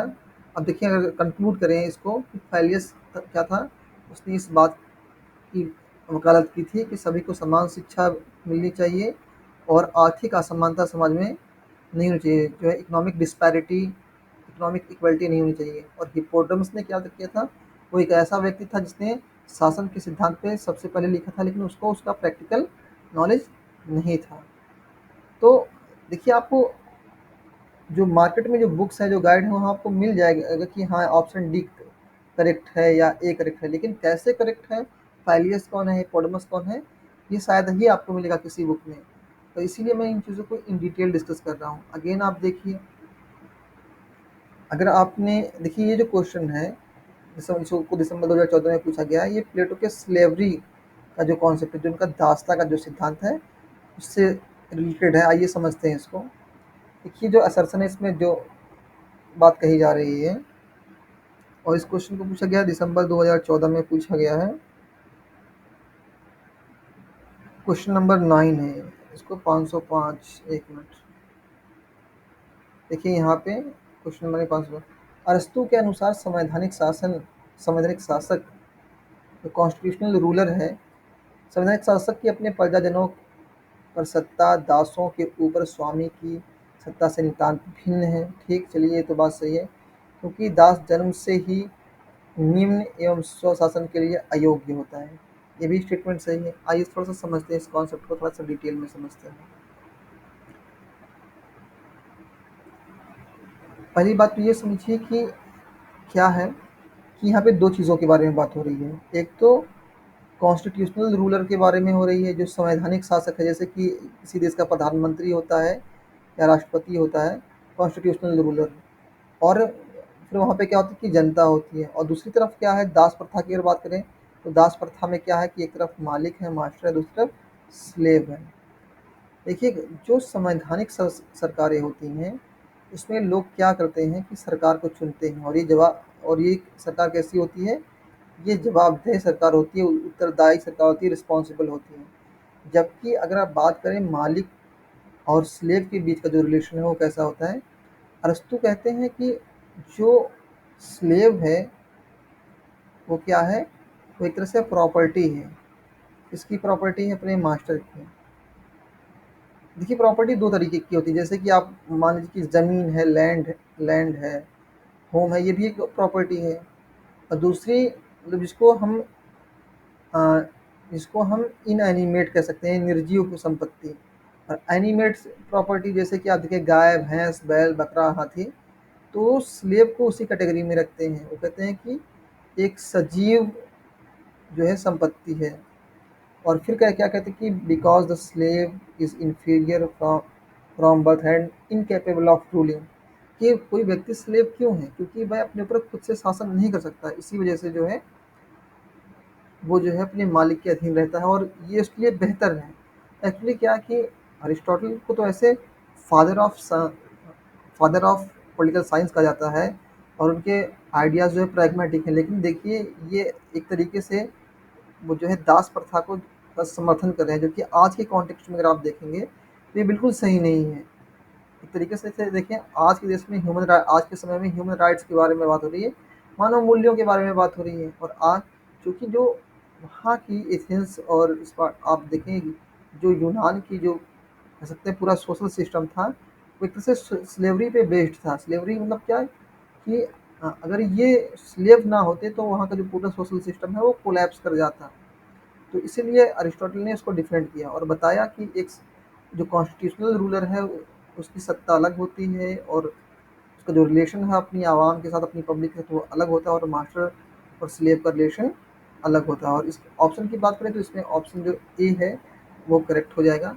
नेक्स्ट क्वेश्चन की हम बात करें, अब यहाँ पे देखिए ये जो क्वेश्चन है ये अरिस्टोटल की पर्सनल लाइफ से है। जो अरस्तु का जो पर्सनल लाइफ है, जो उसका व्यक्तिगत जीवन है, उससे देखिए आपको मालूम है कि यहाँ पे पूछा क्या जा रहा है, who among the following fled Athens, who among the following fled for Chalcis, fled Athens for Chalcis in order that Athenian might not commit a second crime against philosophy। अब देखिए यहाँ पे क्या है कि यहाँ पे प्रश्न पूछा जा रहा है कि वो कौन सा ऐसा थिंकर था, विचारक था, जो एथेंस से भाग करके कैल्चिस चला गया। आपको मालूम है कि जो अरिस्टोटल का जो शिष्य था अलेक्जेंडर, जिसको हम सिकंदर भी कहते हैं, तो उसने एक अम्पायर इस्टेब्लिश किया था। और सिकंदर ने क्या किया था कि एथेंस पे भी कब्जा कर लिया था। और जब अचानक से सिकंदर की मृत्यु हुई तो एथेंस के लोगों ने विद्रोह कर दिया। और चूंकि लोग ये भी जानते थे कि अरिस्टोटल जो है उसके जो संबंध हैं सिकंदर के साथ वो कैसे थे, गुरु और शिष्य का उनके बीच में संबंध था।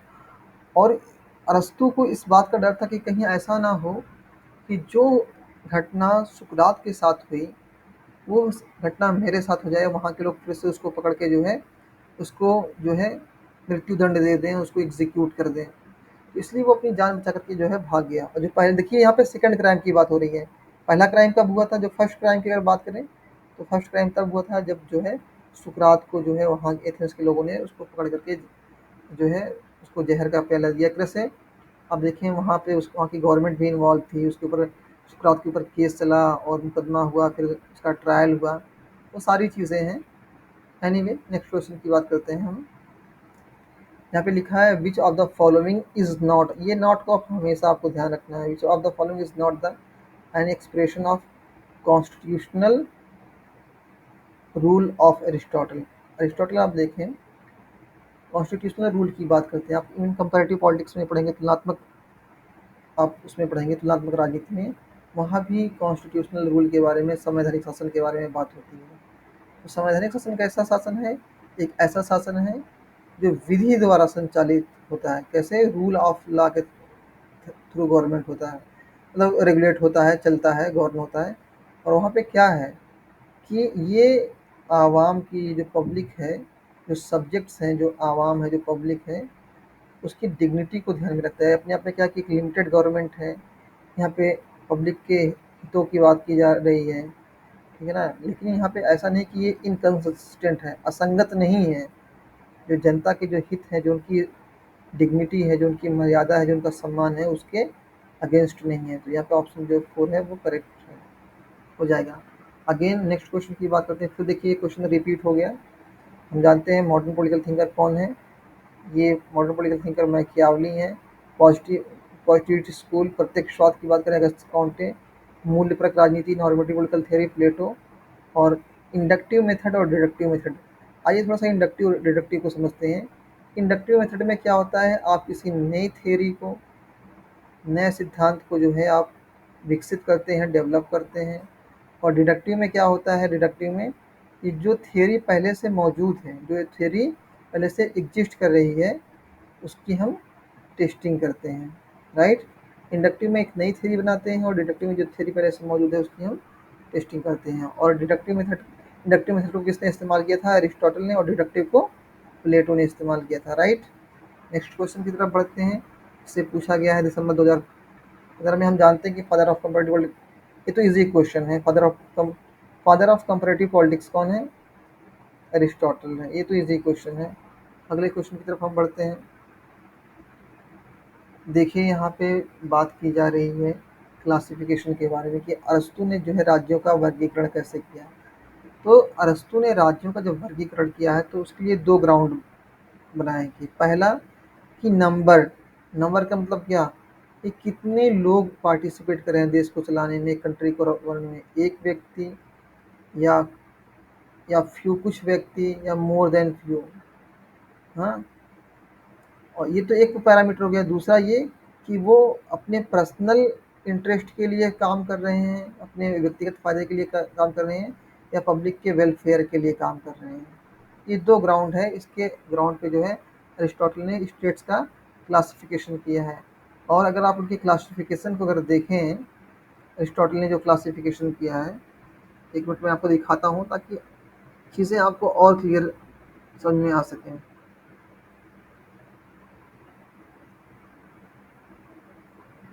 देखिए क्लासिफिकेशन ऑफ स्टेट, देखिए यहाँ पे क्या है कि यहाँ पे क्या कि रूल ऑफ वन, मतलब नंबर की यहाँ पे बात हो रही है कि एक व्यक्ति का शासन है या कुछ व्यक्तियों का शासन है या कई व्यक्तियों का शासन, मैनी।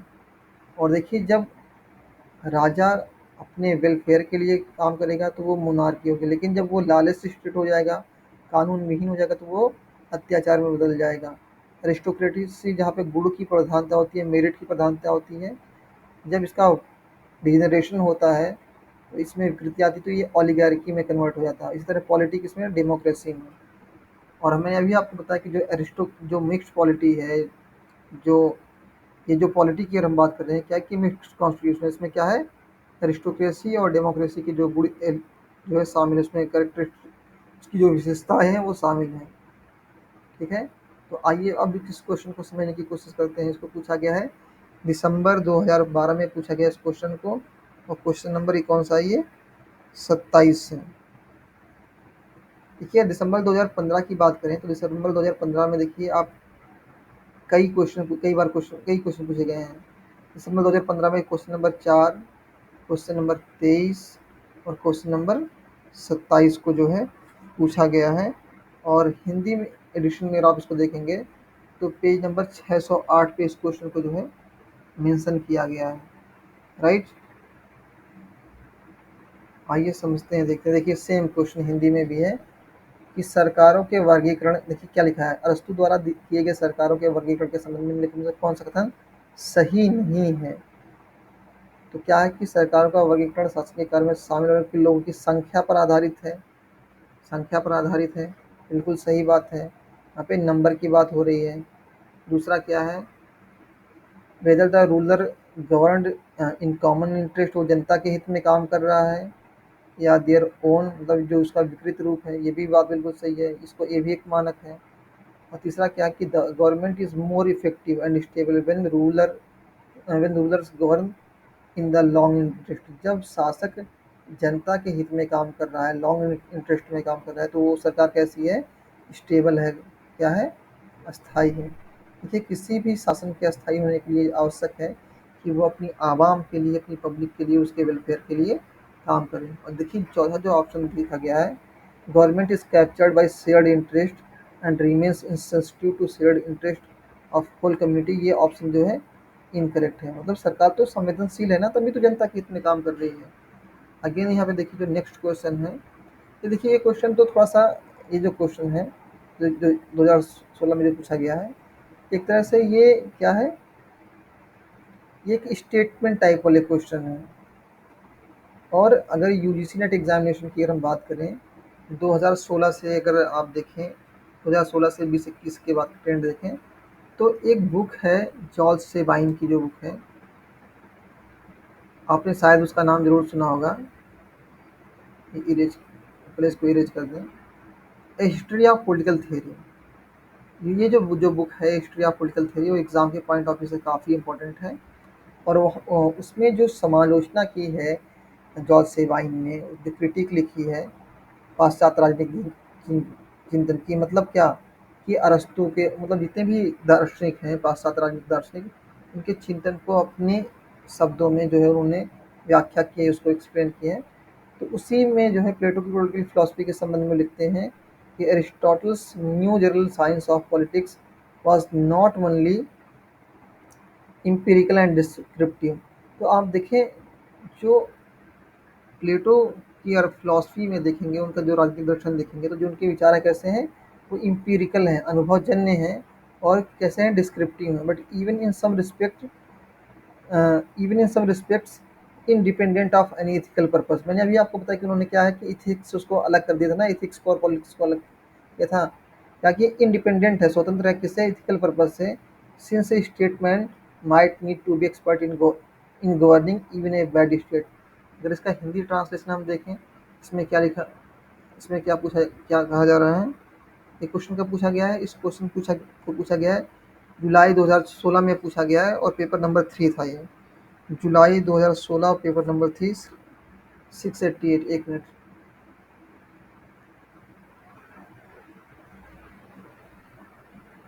688, राइट।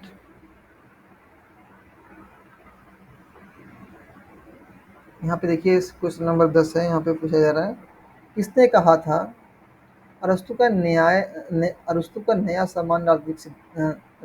नया सामान्य राजनीतिक विज्ञान न केवल अनुभवजन्य और वर्णनात्मक है, बल्कि कुछ मामलों में यह किसी भी नैतिक उद्देश्य से स्वतंत्र भी है, क्योंकि राजनेता को बुरे राज्य के शासन में विशेषज्ञ बनने की आवश्यकता पड़ सकती है। मतलब एक बैड स्टेट को भी गवर्न करने के लिए जो है एक्सपर्ट की जरूरत पड़ सकती है।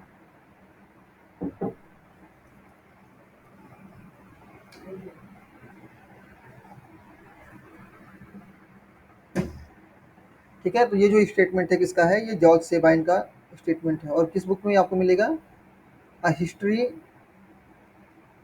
Of political theory. ये बुक एग्जाम के पॉइंट ऑफ व्यू से बहुत ही इंपॉर्टेंट है, इसको जरूर पढ़िएगा। यहाँ से कई क्वेश्चन अभी आप आगे देखेंगे, तो इस बुक से कई बार क्वेश्चन पूछे गए हैं।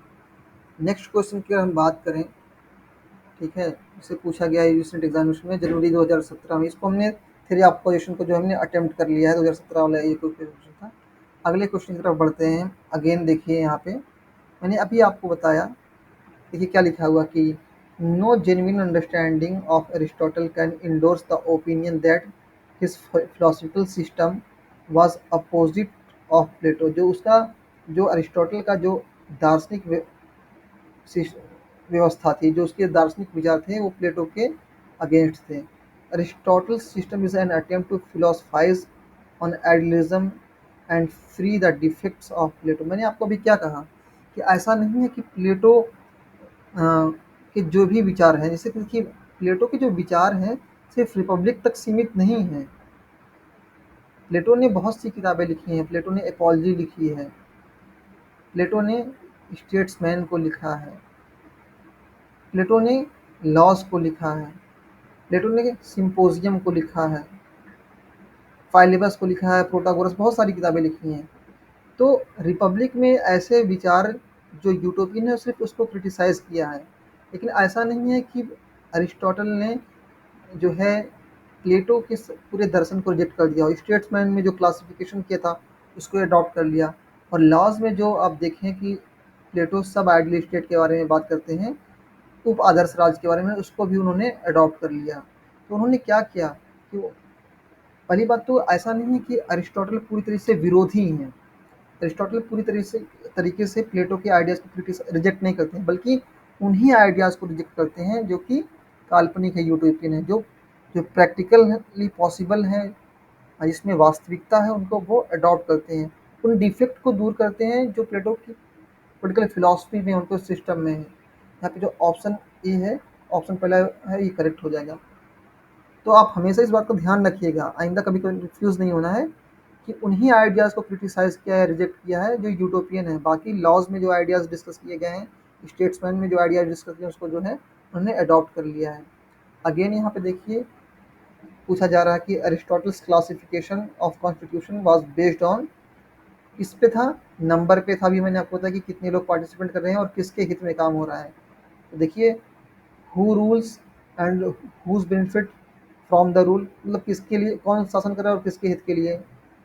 Veg and means perpetuating in power accepting the basic formulas of Plato's the Republic to ensure. तो आप देखें, बिल्कुल यहाँ पे आप देखें, बिल्कुल मैंने अभी आपको बताया, दो ग्राउंड आपको बताया ना मैंने, कि दो ग्राउंड है कि कौन मतलब कितने लोग, नंबर की बात हो रही है कि कौन कौन, मतलब कितने लोग कर रहे हैं, एक व्यक्ति कर रहा है, कुछ व्यक्ति कर रहे हैं, या कई लोग कर रहे हैं, और कैसा है वो स्टेट, लॉ अबाइडिंग है, जनता के कल्याण, जनता के हित में काम कर रहा है, या अपने व्यक्तिगत हित में। तो यहाँ पे जो ऑप्शन पहला है ए, वो करेक्ट हो जाएगा, ठीक है ना। क्योंकि जो कैटेगराइजेशन किया, जो वर्गीकरण किया है अरिस्टोटल ने, उसका दो ही आधार है, पहला कि कितने लोग पार्टिसिपेट कर रहे हैं, और दूसरा क्या वो शासन जनता के हित में है या राजा के हित में है या शासक वर्ग के हित में है। नेक्स्ट क्वेश्चन की बात करें, अगेन देखिए क्वेश्चन रिपीट हो गया कि किस थिंकर ने अरिस्टोटल के आइडियाज़ को रिजेक्ट कर दिया। हॉब्स को भी मैंने आपको शुरू में बताया। और अभी फिर यहाँ पे देखें क्वेश्चन नंबर 16 की अगर बात करें, यहाँ पे पूछा जा रहा है कि who among the following is, which of the following is true of Aristotle's contribution to comparative method. जो कंपैरेटिव मेथड है, जो तुलनात्मक पद्धति है, ठीक है ना, उसके बारे में क्या चीज़ें सही है। इज ट्रू, ठीक है ना, कहीं पे इज नॉट लिख देता है, इज नॉट ट्रू, तो उसका मतलब अलग होता है, लेकिन यहाँ पे लिखा है इज ट्रू। तो हम देखें उन्होंने क्या किया, to study the then existing political system. उस समय जितनी भी विद्यमान राजनीतिक, जो जितने भी पॉलिटिकल सिस्टम थे, राजनीतिक व्यवस्था थी, उसका अध्ययन किया था। 158 सिटी स्टेट के कानून पर उन्होंने अध्ययन किया था। क्या, किस लिए, to develop an empirical science of politics, मतलब एक अनुभवजन्य राजनीति की खोज के लिए। वो आइडियल स्टेट के बारे में बात नहीं करते हैं, वो किसके बारे में बात करते हैं, वो प्रैक्टिकल स्टेट के बारे में बात करते हैं। और दूसरा क्या है कि वो अब्स्ट्रैक्ट आइडियाज़ के बारे में बात नहीं करते हैं, जो अमूर्त विचार हैं उनके बारे में बात नहीं करते। तो ऑप्शन ए एंड बी जो है इसमें करेक्ट हो जाएगा। नेक्स्ट क्वेश्चन की हम बात करें, जिससे पूछा गया है नवंबर 2017 में। देखिए सेम क्वेश्चन रिपीट हो गया है। फिर आप देखें, जैसा कि मैंने आपको बताया कि who among the following said that in order, ये अच्छा क्वेश्चन है। अगर आप देखें इस क्वेश्चन को, इसको पूछा गया है जुलाई 2018 में पूछा गया है, क्वेश्चन नंबर 3, पेज नंबर 843। आप इसको हिंदी वर्जन इसका देखें, पेज नंबर 843 अगर हम बात करें, 843 सेम क्वेश्चन आपको यहाँ पे देखने को मिलेगा, ठीक है ना। किसने कहा कि काल के क्रम में राज परिवार या व्यक्ति के बाद आता है, लेकिन प्रकृति के क्रम में उनसे पहले आता है। इसका इंग्लिश वर्जन देखें, who among the following said that in order of time state is later than family or the individual but in order of nature prior to them। देखिए सबसे पहले क्या हुआ, अगर आप अरस्तु के राज्य थ्योरी ऑफ स्टेट को देखेंगे, तो पहले व्यक्ति आया, व्यक्ति से परिवार बने, फैमिली बनी। पहले व्यक्ति आया, इंडिविजुअल आया, फिर क्या बना कि उससे फैमिली बनी, फैमिली से क्या बना, आप देखें सोसाइटी बना, और अल्टीमेटली स्टेट बना, ठीक है। लेकिन ये कह रहे हैं कि अगर आप इसकी बात करें, ऑर्डर की बात करें, तो सबसे पहले कौन आया, स्टेट आया। क्यों, क्योंकि इसी स्टेट में आकर के इंसान परफेक्शन को अचीव करता है, जो उसकी जितनी भी क्षमताएं हैं, उसका जो फुल डेवलपमेंट होता है वो कहाँ होता है, स्टेट में होता है। इसलिए कहते हैं कि स्टेट अगर स्वभाव की बात है तो पहले आता है। अगेन ये देखिए यहाँ पे कुछ पूछा जा रहा है कि which for Aristotle which of the following characteristics do not necessarily qualify to become an Athenian citizen. एक व्यक्ति को नागरिक बनने के लिए कौन कौन सी योग्यता होनी चाहिए। तो अरिस्टोटल की अगर बात करें तो वो सिर्फ दो योग्यता बताते हैं। वो कौन कौन सी योग्यताएं हैं, आइए उसको समझते हैं। उन्होंने दो चीज़ों के बारे में वो बात की है कि वो कौन कौन सी योग्यताएं हैं। एक मिनट, पहले तो कि उस व्यक्ति के अंदर जो है जनता के कल्याण के लिए कमिटमेंट होना चाहिए, प्रतिबद्धता होनी चाहिए, ठीक है ना। देखिए क्या है कि कमिटमेंट होनी चाहिए जनता के कल्याण के लिए, और दूसरा ये कि उसके अंदर इस बात की क्षमता हो, योग्यता हो कि वो शासन कर सके और साथ ही साथ शासित हो सके। मतलब अगर किसी व्यक्ति को नागरिक बनना है, एथेंस का नागरिक बनना है, तो उसके अंदर दो चीज़ें होनी चाहिए। पहला कि उसके अंदर शासन करने की क्षमता होनी चाहिए, शासन में पार्टिसिपेट होने की क्षमता होनी चाहिए, और दूसरा ये कि वो कम्युनिटी के वेलबींग के लिए, जनता के कल्याण के लिए जो, ठीक है ना, वो प्रतिबद्ध हो, उसके अंदर क्या हो, कमिटमेंट हो। और ये जो बाकी देखिए क्राइटेरिया दिया हुआ है कि किसी residence in a particular area, मतलब किसी एक एरिया में निवास करने से क्या है कि वो व्यक्ति नागरिक नहीं बन जाएगा। या अगर उसको किसी व्यक्ति के ऊपर सू का मतलब होता है मुकदमा करना, मतलब वो उसको और किसी के ऊपर मुकदमा करने का अधिकार है, तब भी वो नागरिक नहीं बन जाएगा। यदि उसको मत के अधिकार से वंचित कर दिया गया हो या उसको बाहर निकाल दिया गया हो, तब भी वो नागरिक नहीं बन सकता। और यदि उसके पूर्वज नागरिक हैं, तब भी वो जो है नागरिक नहीं बन सकता। तो नागरिक बनने के लिए दो क्राइटेरिया, कि पहले आपके अंदर क्या होनी चाहिए, एबिलिटी होनी चाहिए कि या तो आप गवर्न कर सकें या तो गवर्न हो सकें, और दूसरा आपके अंदर कमिटमेंट होनी चाहिए, प्रतिबद्धता होनी चाहिए कि वो आपके अंदर वेल बीइंग ऑफ कम्युनिटी, जो समुदाय के वेलफेयर के लिए आप काम कर सकें, ठीक है, तभी आप नागरिक बन सकते हैं। और ये जो यहाँ पे ऑप्शन सी करेक्ट होगा, ये मतलब इसमें से कोई जो ऑप्शन करेक्ट नहीं है। नेक्स्ट क्वेश्चन की बात करते हैं, जिसे दिसंबर 2019 में पूछा गया है। पूछा जा रहा है यहाँ पे, डिस्ट्रीब्यूटिव जस्टिस मतलब क्या है, कि जो वितरणात्मक न्याय के बारे में बात हो रही है। Distributive justice mainly concern with distribution of honour and wealth. ये जो डिस्ट्रीब्यूटिव जस्टिस है उसका संबंध किससे है, डिस्ट्रीब्यूशन से, बंटवारे से, वितरण से। किस बात के, ऑनर से मतलब सम्मान के, और किससे, वेल्थ के मतलब संपत्ति के, ये धन के। किसने कहा, ये एरिस्टोटल का स्टेटमेंट है। नेक्स्ट क्वेश्चन की हम बात करें, जिससे पूछा गया है दिसंबर 2019 में पूछा गया है। और यहाँ पे देखिए क्या पूछा जा रहा है, Aristotle was the first thinker to adopt inductive method. अभी मैंने आपको बताया कि एरिस्टोटल ने इंडक्टिव मेथड का इस्तेमाल किया था, but it was accidental. Accidental क्यों था, कि उस टाइम देखिए, अरिस्टोटल या प्लेटो के टाइम में देखें, इस तरह से जो रिसर्च के जो तरीके हैं, जो पद्धतियाँ हैं, जो मेथड ऑफ रिसर्च हैं, इंडक्टिव डिडक्टिव, उसका डेवलपमेंट नहीं हुआ था। प्लेटो ये जो शिष्य हैं अरिस्टोटल, और उनकी बात करें, उनको एक ऐसा इन्वायरमेंट मिला, उनके जो बाप थे, जो फादर थे उनके, वो भी एक फिजिशियन थे।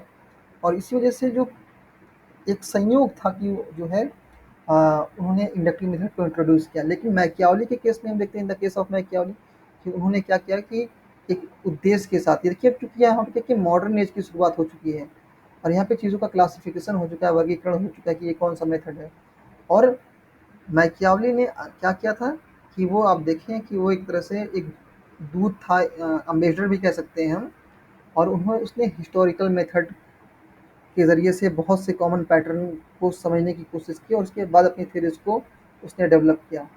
तो यहाँ पे जो ऑप्शन जो है बी है वो करेक्ट हो जाएगा। दोनों स्टेटमेंट सही है, लेकिन दोनों का आपस में कोई कनेक्शन नहीं है। Both A and R true, but is not correct explanation of A. क्यों, क्योंकि दोनों के बीच में कोई इंटरकनेक्शन नहीं है, दोनों अलग अलग चीज़ों के बारे में बात कर रहे हैं। अगेन ये जो क्वेश्चन देख रहे हैं, जिसे जून 2020 में पूछा गया है, मैंने अभी आपको बताया कि हीगल, अभी शुरू में ही आपको बताया था कि हीगल और एरिस्टोटल, ये दो ऐसे थिंकर हैं जो जेंडर जस्टिस में, जेंडर इक्वलिटी में डिड नॉट बिलीव, वो यकीन नहीं रखते हैं। और ये देखिए, मैंने अभी आपको थोड़ी देर पहले बताया था, ये थे जॉर्ज सेबाइन की जो बुक है, जॉर्ज सेबाइन के बारे में मैंने आपको बताया था, history of political theory, history of political theory. ये जो इनकी बुक है, ये बहुत ही फेमस है बुक है, एग्जाम के पॉइंट ऑफ व्यू से बहुत अच्छी है। मैंने इसको अपने एमफिल करने के टाइम में पढ़ा था, और ये ऐसी बुक जिसको आप रिसर्च में भी इस्तेमाल कर सकते हैं। और इससे डायरेक्ट क्वेश्चन आते हैं। इसमें क्या लिखा है कि अरिस्टोटल्स आइडियल स्टेट, जो अरस्तु का जो आदर्श राज्य है, is always Plato second best. जो प्लेटो का जो सेकंड बेस्ट स्टेट है, जो सब आइडियल स्टेट है, उप आदर्श राज्य है, इसको प्लेटो ने कहाँ डिस्कस किया था, अपनी बुक लॉज में। लॉज में जो स्टेट के बारे में जो व्यूज़ हैं, उसको अरिस्टोटल ने अडॉप्ट कर लिया। इसलिए जो अरिस्टोटल का आइडियल स्टेट है, वो प्लेटो का सब आइडियल स्टेट है। नेक्स्ट क्वेश्चन की बात करें, इससे पूछा गया है जून 2020 में। अगेन ये जो क्वेश्चन है एग्जाम के पॉइंट ऑफ व्यू से बहुत इंपॉर्टेंट है। और यहाँ पे देखिए, ये जो लास्ट वाली जो डिफिनीशन है, इसको मैं थोड़ा सा क्वेश्चन हिंदी में इसको ओपन कर देता हूँ। जून 2020 में ये क्वेश्चन पूछा गया है, और इसको कब पूछा गया है, क्वेश्चन नंबर 44 इसको कब पूछा गया है, 12, इसमें पेज नंबर 1226 में। एक मिनट, पेज नंबर 1226 की अगर हम बात करें, 1226, ओके। देखिए यहाँ पे कुछ स्टेटमेंट दिए गए हैं। देखिए, अरस्तु के जो गुरु हैं प्लेटो, वो परिभाषित करते हैं कि जो स्टेट है वो क्या है, writ large, man's writ large, मतलब क्या है कि व्यक्ति का वृहत रूप है, विराट रूप है। ये जो परिभाषा है उनके गुरु की है।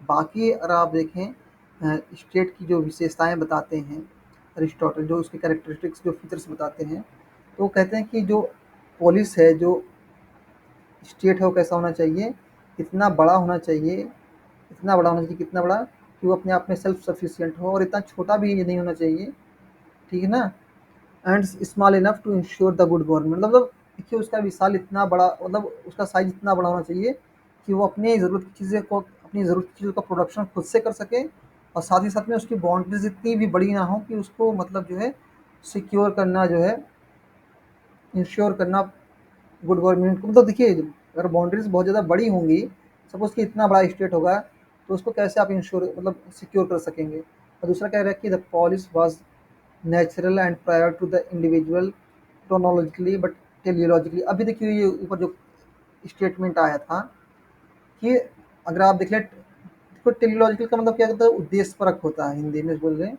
अगर उद्देश्य के हिसाब से देखो तो स्टेट पहले आता है, क्यों, क्योंकि जो इंसान का जो कंप्लीट डेवलपमेंट है वो कहाँ होता है, स्टेट में आके ही होता है। तो सेम ये स्टेटमेंट है कौन सा, जो अभी आपने थोड़ी देर पहले देखा कि पहले अगर बात करें इतिहास के क्रम में देखें, तो पहले कौन सा आता है, पहले परिवार, पहले व्यक्ति, वैसे तो सामान्यतः पहले व्यक्ति आता है। ये क्वेश्चन जो है वही बात घुमा फिरा के कही गई कि पहले पहले कौन सा आता है, पहले पहले व्यक्ति, और पहले इंडिविजुअल आता है, फिर फैमिली आती है, फिर बाद में परिवार आता है। लेकिन उद्देश्य की बात करें, नेचर की बात करें, तो सबसे पहले कौन आता है, स्टेट। क्यों, क्योंकि स्टेट में ही जाकर के इंसान की ज़िंदगी का जो मकसद है वो पूरा होता है। वो जो उसको कंप्लीट परफेक्शन कहाँ मिलती है, स्टेट में मिलती है। और क्या है कि police is the highest and most comprehensive of human association. देखिए मानव ने बहुत से संगठन बनाए, एसोसिएशन बनाए हैं, लेकिन उसमें जो सबसे बेहतरीन, ये सर्वोत्तम जो एसोसिएशन है कम्प्रिहेंसिव, वो कौन सा है, वो पुलिस है, ठीक। और ये जो डेफिनेशन है, ये किसकी डेफिनेशन है, ये प्लेटो की डेफिनेशन है, ना कि अरिस्टोटल की। ओके गाइस, नेक्स्ट क्वेश्चन की बात करें, इससे पूछा गया है 6 मार्च 2023 में जो पेपर होता है उसमें पूछा गया है, ये इस सेशन का आखिरी क्वेश्चन है। इसमें पूछा गया है which one of the following is not Aristotle's work. मतलब इनमें से कौन सी, जो वर्क का मतलब क्या, यहाँ पे वर्क का मतलब बुक से है, तो इसमें से कौन सी ऐसी बुक है जो है जिसको प्लेटो ने नहीं लिखा है। ये जो एपोलॉजी जो बुक है, इसको किसने लिखा है, एपोलॉजी को किसने लिखा है, एपोलॉजी को लिखा है इनके गुरु प्लेटो ने। अब देखिए एपोलॉजी को मैं थोड़ा सा एक्सप्लेन करना चाहूँगा, बहुत एग्जाम के पॉइंट ऑफ व्यू से इम्पोर्टेंट है। एपोलॉजी जो बुक है, इसको 399 बीसी में लिखा गया था, ईसा से 399 वर्ष पूर्व। और इस बुक में जो सोक्रेटिस हैं, जो सुकरात हैं, उनका ट्रायल का कैसे हुआ था, उनके ऊपर मुकदमा कैसे चला था, और उनको उनकी डेथ के बारे में बात की गई कि उनको सज़ा कैसे मिली थी, उनको विष का प्याला कैसे दिया गया था। और गांधी जी जो थे इस बुक से काफ़ी इंस्पायर थे, और गांधी ने इस बुक को कैसे ट्रांसलेट किया था, गुजराती भाषा में सत्यवीर की कथा के नाम से। ये चीज़ें एग्ज़ाम में पूछी गई हैं, इसलिए मैं आपको बता रहा हूँ। सत्यवीर की कथा, the story of A true soldier के नाम से उन्होंने ट्रांसलेट किया था। और ये जो बुक है अपॉलजी, इसके 3 पार्ट्स हैं। कितने पार्ट्स हैं, 3 पार्ट्स हैं। पहले पहले पार्ट की अगर हम बात करें, पहले पार्ट की अगर हम बात करें, पहले पार्ट में जो है क्या होता है कि पहले पार्ट में जो कोर्ट के सामने, अरे इसका जो है लीगल डिफेंस होता है। मतलब लीगल डिफेंस का मतलब क्या, कि अपने तर्क को रखते हैं, लीगल डिफेंस ऑफ सोक्रेटिस, मतलब अपने तर्कों को वो रखते हैं, अपने बचाव में अपनी बातें रखते हैं। जो दूसरा पार्ट है, दूसरे पार्ट में जो ज्यूरी है वो अपना वर्डिक्ट देता है और अपना फैसला देता है। और अंतिम में जो तीसरा जो पार्ट है, इसमें क्या होता है कि जो कोर्ट है, सेंटेंस ऑफ कोर्ट, मतलब कोर्ट अंतिम निर्णय देती है, और अंततः जो है जो जो सोक्रेटिस हैं, यानी प्लेटो के जो गुरु हैं, उनको मृत्यु दंड दिया जाता है, और अल्टीमेटली उनको विष का जो प्याला है वो हेमलॉक दिया जाता है। तो गाइस आज की क्लास में इतना ही। हमने 2004 से 2023 तक के क्वेश्चन को कवर कर लिया। इसी तरह हम सारे थिंकर्स को कवर करेंगे एक एक करके। तो आप हमारे चैनल पे बने रहें, और अगर आपको कोई डाउट हो, कोई क्वेरी हो, तो हमारे व्हाट्सएप नंबर पे आप हमें कॉल कर सकते हैं। Thank you so much.